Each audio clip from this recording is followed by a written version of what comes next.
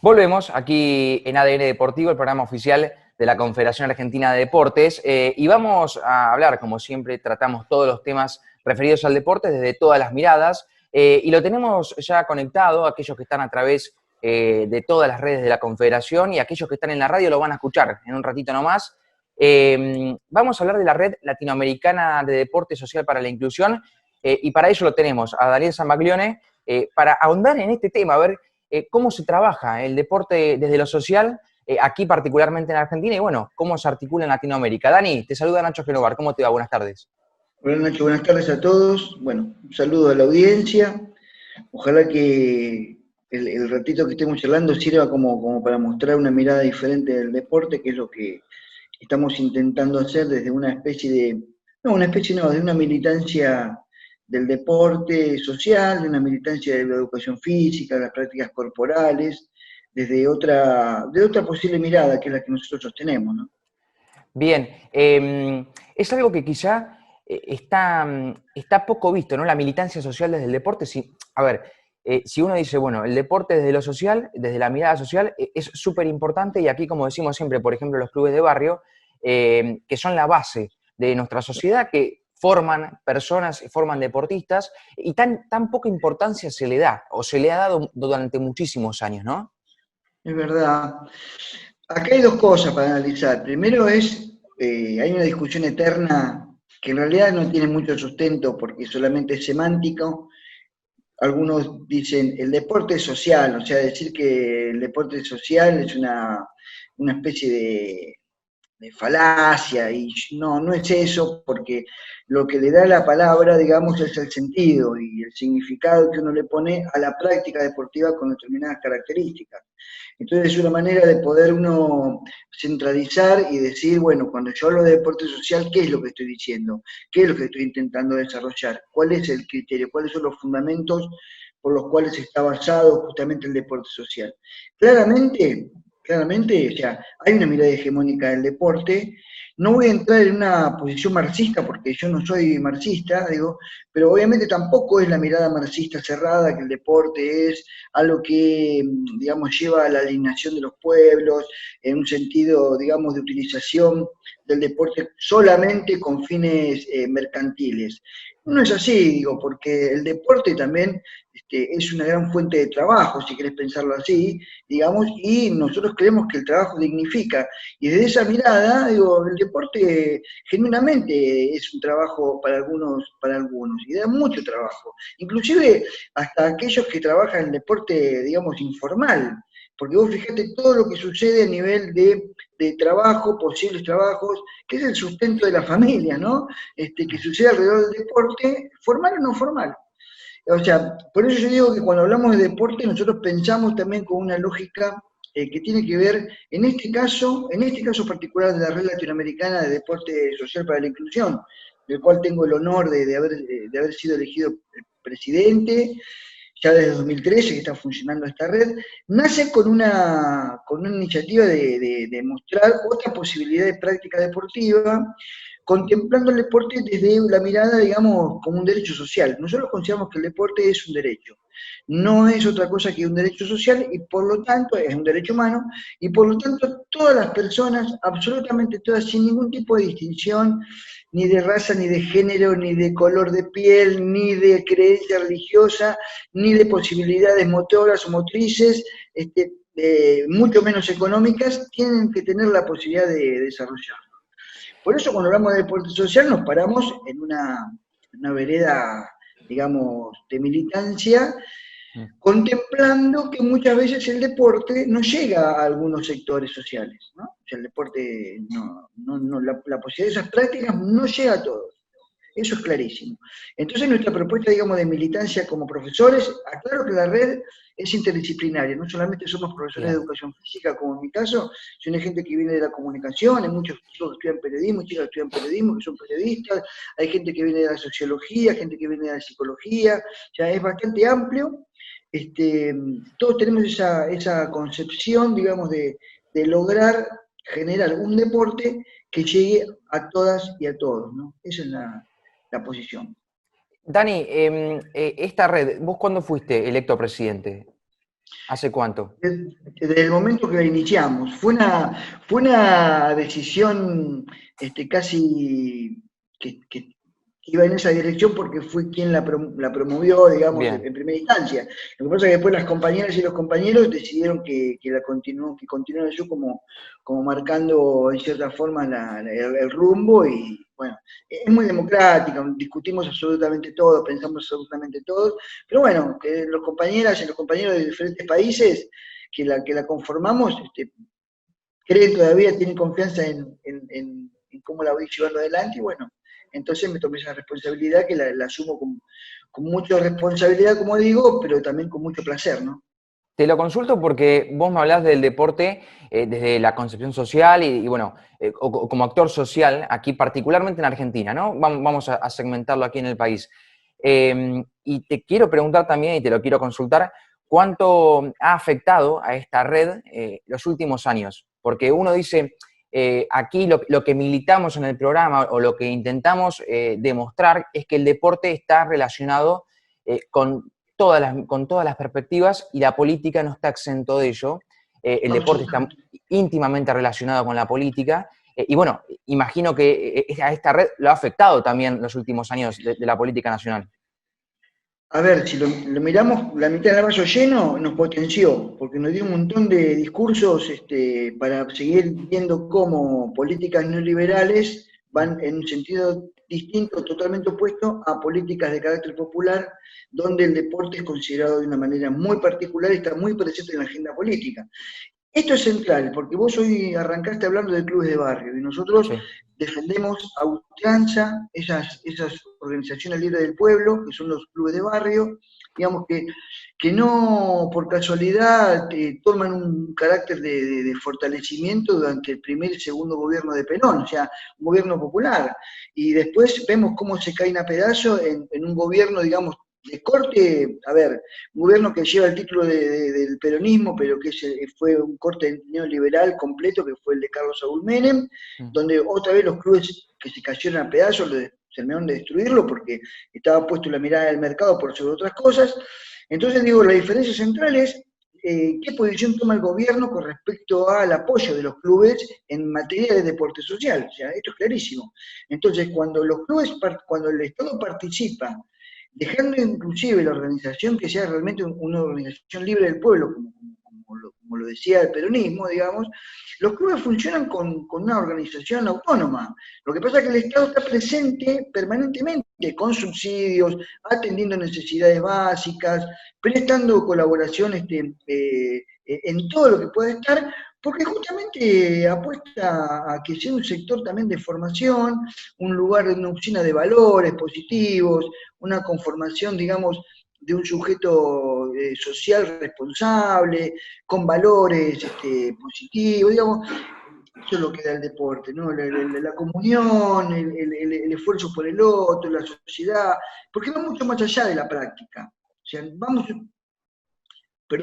mucho más allá que lograr un semillero de deportistas que nutran después nuestras bases, digamos, olímpicas o nuestros representantes, embajadores deportivos internacionales, que está muy bien. Porque inclusive cuando el Estado se preocupó por el deporte de manera integral, no descuidó ningún sector del deporte. Apostó al deporte de alto rendimiento, apostó al deporte amateur y apostó justamente al deporte social. Eso fue justamente en nuestro país, al que mal que le pese a varios, sobre todo a estos que estuvieron gobernando estos últimos 4 años, desgraciadamente, y a otros también, el deporte comienza a tener un auge fuerte en la agenda política a partir del peronismo. Y eso hay que agarrar los libros de historia y nada más, y es indiscutible. Y a partir de ahí, bueno, un poco esa es la mirada que nosotros tratamos de impulsar desde Argentina al resto de la red. La red está compuesta por compañeros de Argentina, compañeras y compañeros de Argentina, de Colombia, de Brasil, de Uruguay, de Chile, de Cuba y de México. Me olvidé de los compañeros de México que me iban a matar. Sí, sí. Así está compuesta la red y absolutamente todas y todos que son partícipes venimos con esta mirada, ¿no? hoy los compañeros brasileras y brasileños están en una lucha como la misma que estábamos nosotros hace 4 años atrás, solamente que es más salvaje parece con este loco, que es un loco de Bolsonaro, y tienen un problema terrible a todo nivel social, inclusive lo deportivo, ¿no?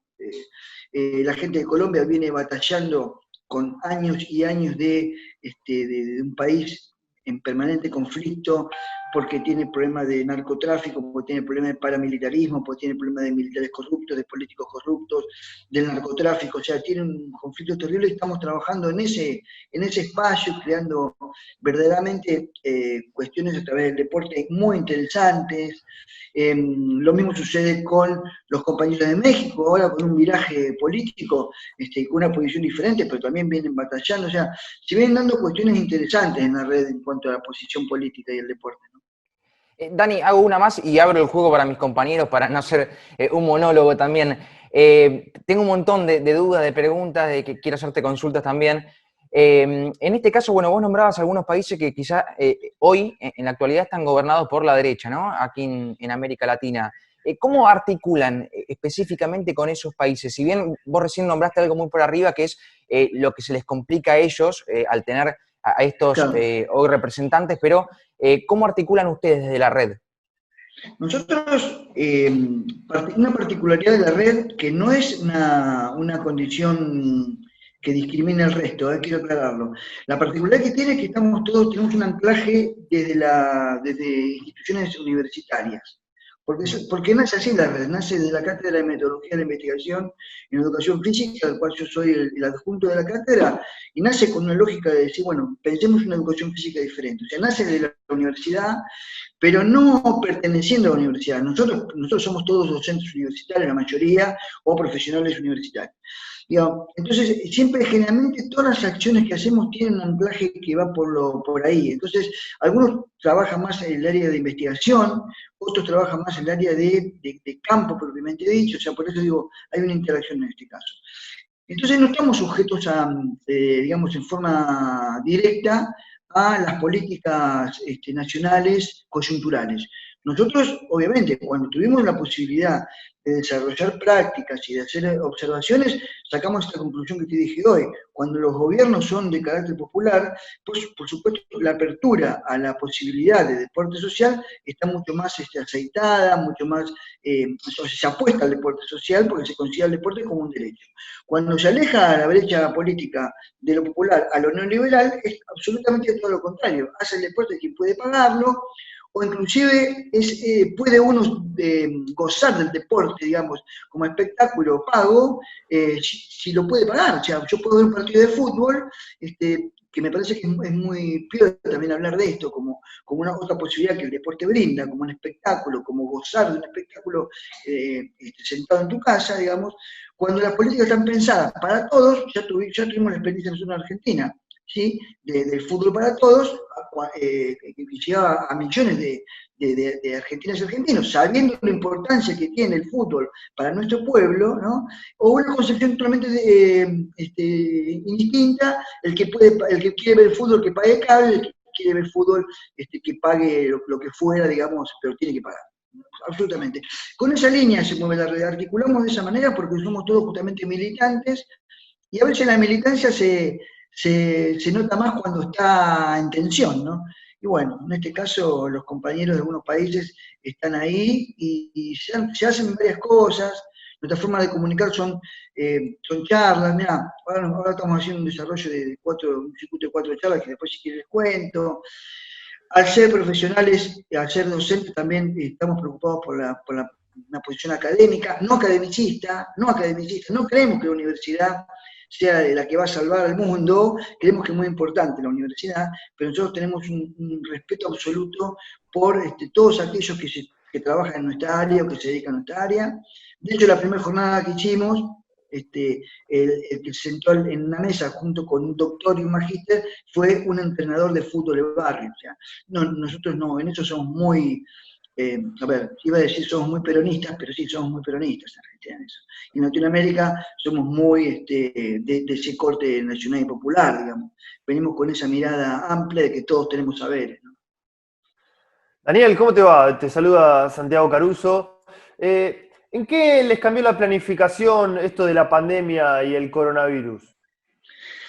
Hola Santiago, buenas tardes. Bueno, nos cambió la planificación, en realidad lo que ajustamos fueron las formas de poder comunicar, o sea, como nos pasó y como nos está pasando absolutamente a todos en la vida cotidiana. De salir con una máscara en la cara que no sabemos bien quién es el que está enfrente, que es cotidiano, que es una manera diferente de lograr comunicación, hasta empezar a convivir en la familia este, varios y largos tiempos en algunos ambientes, algunos con más suerte que otros y otros con menos suerte o con más posibilidades o menos posibilidades de convivencia. Pero digo, acá pasó exactamente igual. La red no podía quedar separada, tenemos un congreso pensado, una jornada de, digamos, nosotros le llamamos jornadas, ¿no? Tenemos una jornada ahora en noviembre, que sí va a ser en México. Lo que hicimos fue empezar a pensar posibilidades que nos está brindando ahora estas herramientas, como la que estoy ahora enfrente a ustedes, que es la pantalla, ¿no? Es la interacción de esta forma, ¿no? Una interacción casi incorpórea, no corporal, pero en realidad sí, ya se está generando una presencia fuerte en la no presencialidad, digamos, ¿no?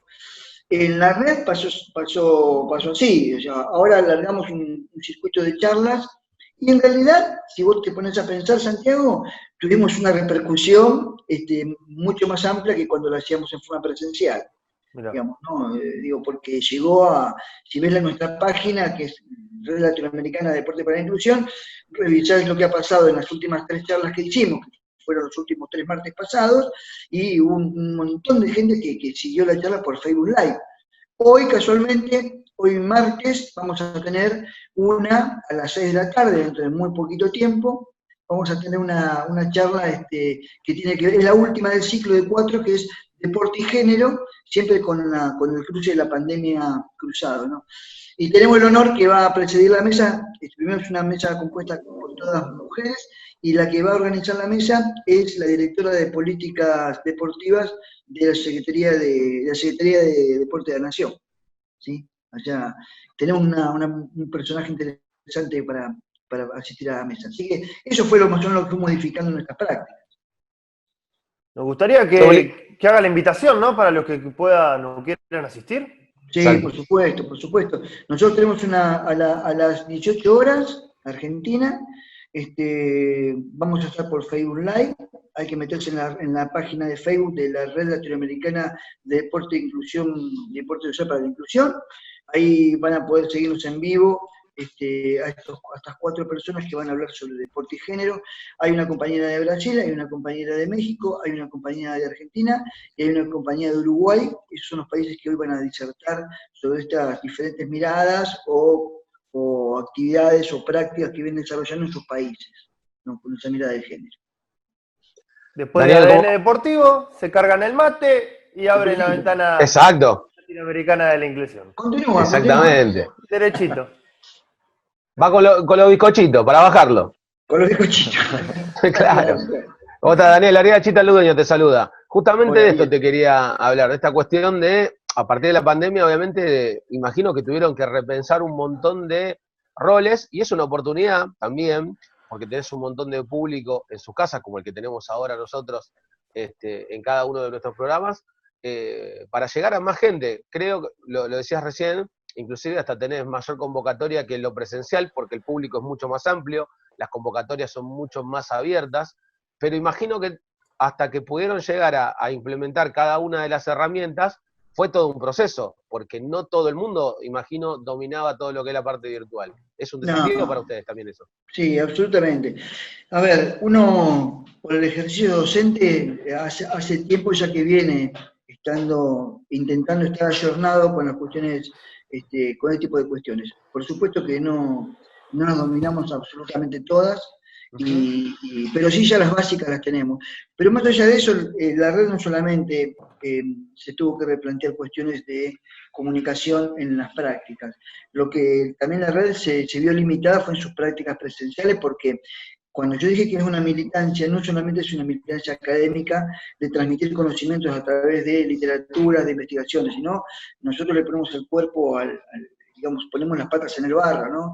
Nosotros estamos siempre calzados, tenemos zapatillas puestas permanentemente. Entonces digo, muchos de los profes y de las profes que están trabajando en la red también militan en el campo, o sea, desarrollan sus prácticas sociales de deporte en el campo, en barrios populares, en escuelitas, en escuelas, o sea, desde diferentes sitios, ¿no? Con esta lógica que hablamos del deporte social. Entonces eso nos afectó absolutamente a todos. O sea, recién ahora los compañeros de Mar del Plata empezaban a tener algún tipo de salida un poco más liviana, digo el caso de Argentina, ¿no? Como el compañero de la Patagonia que tenemos, algunas salidas que pueden empezar a tener otro tipo de vínculo en cuanto a las actividades deportivas que estaban desarrollando, inclusive pueden iniciar sus análisis, que son los que nutren en la red, digamos, de la parte teórica. Y el resto, bueno, estamos trabajando, sí, tratando de seguir, que la red siga funcionando, pensando. Ahora estamos, mirá, Ariel, casualmente, estamos construyendo una posibilidad de investigación, digamos, que tenga conexión entre los países latinoamericanos en cuestión de políticas públicas y deporte. Estamos trabajando con eso, mire, casualmente en Argentina estamos trabajando con un compañero que es Osvaldo Jara, que pertenece a la red, ustedes lo conocen, ha estado en el programa, me parece, un par de veces, trabaja con Víctor Lupo, bueno, estamos trabajando con el compañero, está haciendo un análisis del peronismo y el deporte desde el primer peronismo hasta la actualidad y cómo fue cruzado, digamos, por el neoliberalismo en 2 o 3 oportunidades y eso cómo se fue mirando la política pública. Y cada país está trabajando con esa lógica ahora, o sea, eso es lo que vamos a tratar de presentar en noviembre, digamos, como el libro que es el corolario de la jornada.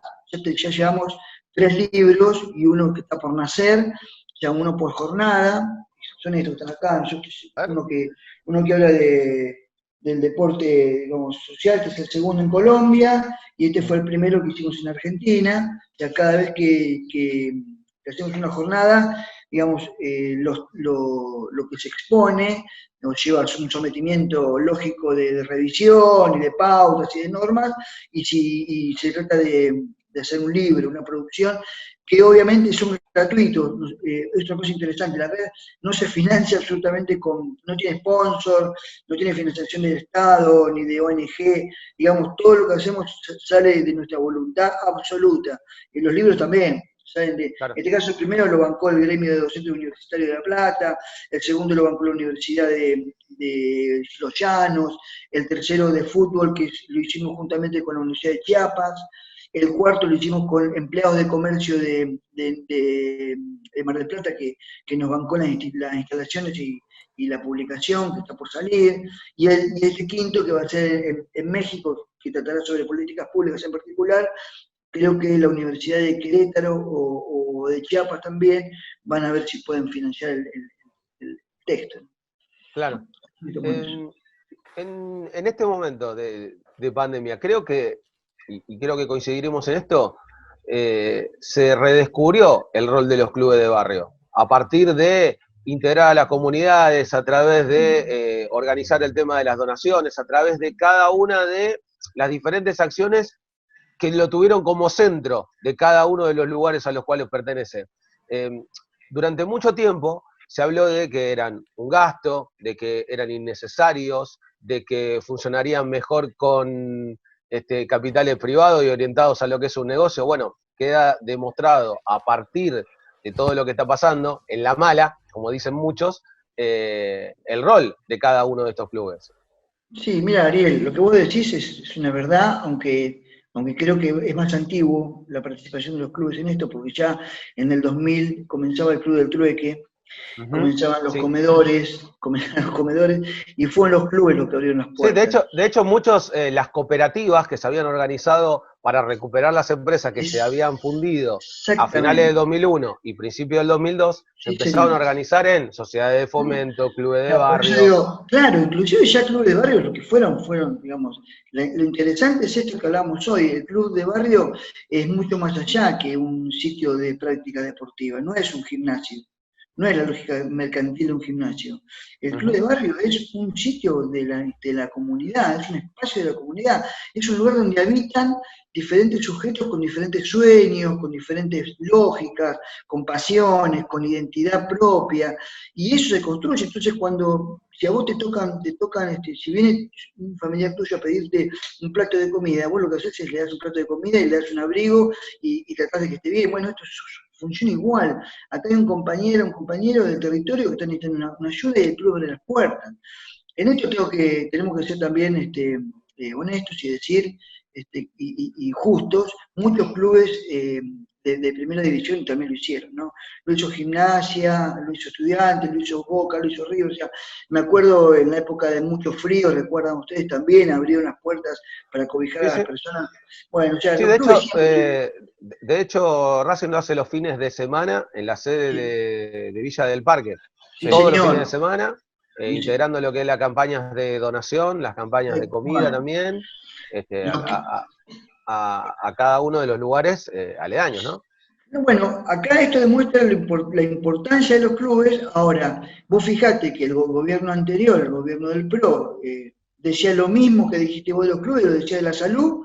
O sea, imaginate vos, o sea, lo decía de las universidades. ¿Para qué tantas universidades? Lo dijo Vidal. O sea, entonces digo, ¿qué nos queda para los clubes de barrio? ¿Qué queda para las instituciones deportivas? Que para eso sea justamente una situación anecdótica.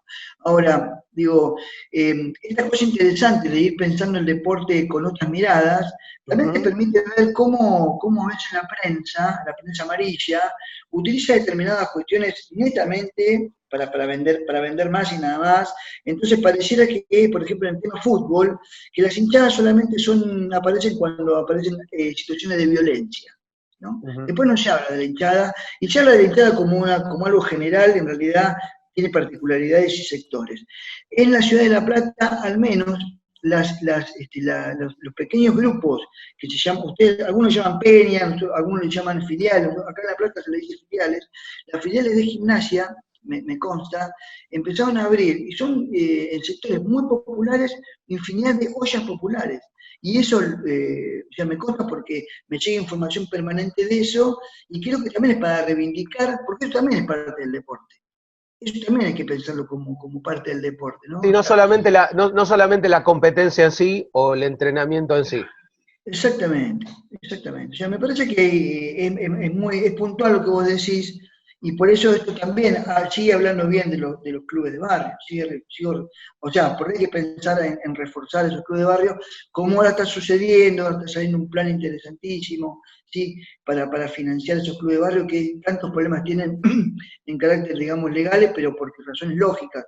Todos no tienen para pagar un contador que les lleve los papeles al día, Claro. etcétera. Bueno, ahora el gobierno, por ejemplo, hay una acción bien lógica, bien práctica, de lo que hablábamos de cuándo un gobierno piensa, digamos, para el pueblo y cuándo piensa en sentido contrario. Ahora aparecieron planes que tienen que ver con obras del club concretas para financiarlo con 500.000 pesos, tratando de inclusive dar un apoyo en tema administrativo y legal que a veces tiene un agujero importante. Pero bueno, porque se piensa con esta mirada, ¿no? Es una institución, es una organización libre del pueblo que hay que recuperarla, porque le hace bien al pueblo, ¿no? Simple.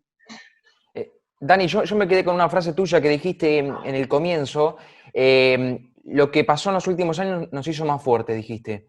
Yo te pregunto, ¿no? Hipotetizando un poco, si bien no es bueno, pero bueno, fantaseando un poco, ¿no? ¿Qué hubiese pasado para la red, por ejemplo, segmentando en este caso, si se hubiese establecido y consolidado una agencia del deporte, por ejemplo? Mirá, la agencia del deporte, lo dice, la palabra misma lo estaba indicando, ¿no? O sea, está sacando el rango importante que tenía la mirada del deporte anterior. O sea, lo transforma en una agencia que prácticamente es tener una especie de concesionaria de autos, es lo mismo, se me empezó con esa lógica, ¿no? O sea, yo creo que iba a la privatización del deporte, yo creo que esa era la concepción que tenía la creación de una agencia, ¿no? Y sacarle valor político, correrlo de la agenda política. Yo digo, yo creo que en esa situación en Argentina hubiese tenido un espacio más de militancia, otro frente más abierto para seguir luchando, digamos, porque si no, digamos, sería muy fácil. Digo, obviamente que nosotros tratamos de llegar a un estado de bienestar absoluto, donde el deporte casi no tenga que ser un problema, sino que sea algo más, una institución más creada con la lógica que tal vez tiene la escuela, ¿no? U otras instituciones. Digo, con esa mirada, a eso me refiero. Pero seguramente es otro frente de batalla que tendríamos abierto y que tenemos que presentar ahí argumentos como para decir que era una locura, que tenemos que llegar a una organización de deporte, inclusive con rango ministerial, que eso es lo que me parece que debería tener, pero bueno, es otro punto a discutir. Incluso si se quiere, es un estudio mucho más profundo y sociológico, pero esto pasa también no solo en Latinoamérica, sino particularmente en Argentina, ¿no? Que cada ciertos años vuelve otra vez la sociedad a elegir la centro-derecha, en este caso la ideología centro-derecha, o más bien derecha, neoliberal, como quiera llamarlo, y el deporte en este caso, para hablar en ADN deportivo, vuelve a sufrir muchos daños, y cuesta entenderlo, por lo menos a mí en lo particular me cuesta entender cómo es que siempre es cíclico esto, ¿viste? Como un proceso cíclico, y vuelve a sufrir. No. Ojalá tuviésemos, porque creo que nos pasa absolutamente a todos y les pasa también, digamos, a la clase política esto. O sea, uno después, obviamente que tiene que hacer una autoevaluación y tiene que reconocer errores de conducción, errores de decisiones políticas. O sea, se tienen siempre esos errores políticos. O sea, uno es perfectible, uno es humano, ¿no? Pero, digo, lo que sí en Argentina es muy considerable, o sea, el análisis que venía haciendo Jaureche, digamos, sobre la clase media, y estoy hablando del 40 y pico, sigue teniendo vigencia, o sea, ¿no? Muchas cuestiones que pensaba este gran pensador argentino, Sí. es un análisis sobre la clase media que es la que digamos, determina o termina siendo la que empuja a un gobierno a otro. O sea, es terrible, ¿no? O sea, y es digno de análisis sociológico, te diría que es patológico, ¿no? O sea, claro, porque hay una figura de un tipo serruchando una rama, no sé si ustedes la vieron, es la clase media, ¿no? El tipo está serruchando una rama, pero está parado, digamos, en el extremo opuesto de la rama, o sea, está serruchando de afuera hacia adentro, o sea, se va a caer junto con la rama. Y eso es la clase media, ¿no? O sea, y esto también sucede, y obviamente que el deporte vuelve a sufrir, y obviamente que algunos que dicen son defensores del deporte terminan sosteniendo también estos gobiernos que terminan destruyendo al deporte. Es muy lógico, es muy interesante verlo. O sea, por eso uno, cuando escucha a un verdadero, ¿cómo decía? A un tipo que tiene cierta significación de lo afectivo en el deporte, como puede ser Carlos Tevez. Un referente. Un referente, no me llega la palabra. Te terminás amargando, porque este tipo sale de abajo y termina después cerrando para la derecha. En cambio, cuando lo escuchás al dios de los dioses en el fútbol, que creo que no tengo que decir que es Diego Armando Maradona, tiene una mirada muy particular de lo que es el deporte y la sociedad. Porque el gordo no vamos a mirar los defectos, ahora lo quiero mucho más porque está en el Lobo, ¿no? Pero digo, más allá de eso, digo, ahí tenés una cuestión bien clarita de la importancia que tiene la voz de un referente, ¿no? Cuando habla en un sentido, cuando habla en otro. Sí, incluso eso es conciencia de clase. Absolutamente. Absolutamente. Desclasados es lo que venimos hablando. El desclasado es el que termina votando mal, ¿no? Pero bueno, es un análisis, como decíamos recién, muy, pero muy profundo. Dani, te quiero agradecer este contacto. La verdad que ha sido una charla de más de media hora espectacular, y te voy a comprometer para en las próximas semanas volverte a convocar para seguir ahondando en ciertos temas, para seguir dándole difusión a esta red latinoamericana que realmente es muy importante para aquí, para ADN Deportivo. Bueno, la verdad que no, el gusto mío, compañeros, Santiago, Nacho, Ariel, les agradezco la conexión, les agradezco la charla, la verdad que la pasé muy bien, me sentí muy cuidado por ustedes, Y me parece que estos espacios son interesantes porque también van reforzando otras posiciones acerca del deporte que creo que es la que tenemos que reivindicar, ¿no? Sí, señor. Así que, Nacho, ¿querés que cerremos con la convocatoria para ahora a las 18? Sí, sí, dale, sí, sí. cómo no, Santiago, cómo no. ¿La hacen ustedes o la hago yo? Vos, dale, No, hacela, Dani, usted, por favor. Bueno. No, aprovechar, invitar a todos los que están, nos están siguiendo por las redes, que hoy a las 18 horas, la Red Latinoamericana de Deporte para la Inclusión Social, por su página de Facebook, que es Red Latinoamericana de Deporte para la Inclusión Social, la van a encontrar fácilmente, va a alargar por Facebook Live esta charla de aproximadamente hora y media, con 4 disertantes que van de diferentes países que forman la red, que van a hablar sobre deporte y género, algo interesantísimo, un tema que creo que está en boga por suerte y se comienza a discutir de una manera más consciente. Así que los esperamos a todas y a todos. Dani, ahora sí, la cita está aquí, un abrazo enorme y bueno, éxitos para lo que viene. Listo, gracias muchachos. Abrazo, Daniel. Un abrazo. Bien, ha pasado aquí Daniel Zambaglione, presidente de esta Red Latinoamericana de Deporte Social para la Inclusión. Hermosa charla, espectacular, ahondando en temas donde realmente nos importa, ¿no? Desde el deporte de una mirada social, desde el deporte convocando a todos y a todas, y me parece que es un poquito de lo que ha sido el resumen de esta extensa charla y que ha pasado volando. Volando. Sí, sí. Totalmente. Bueno, hacemos una pausa cortita. Ha pasado aquí por los micrófonos de ADN Deportivo Daniel Zambaglione. Pausa y seguimos aquí en ADN Deportivo.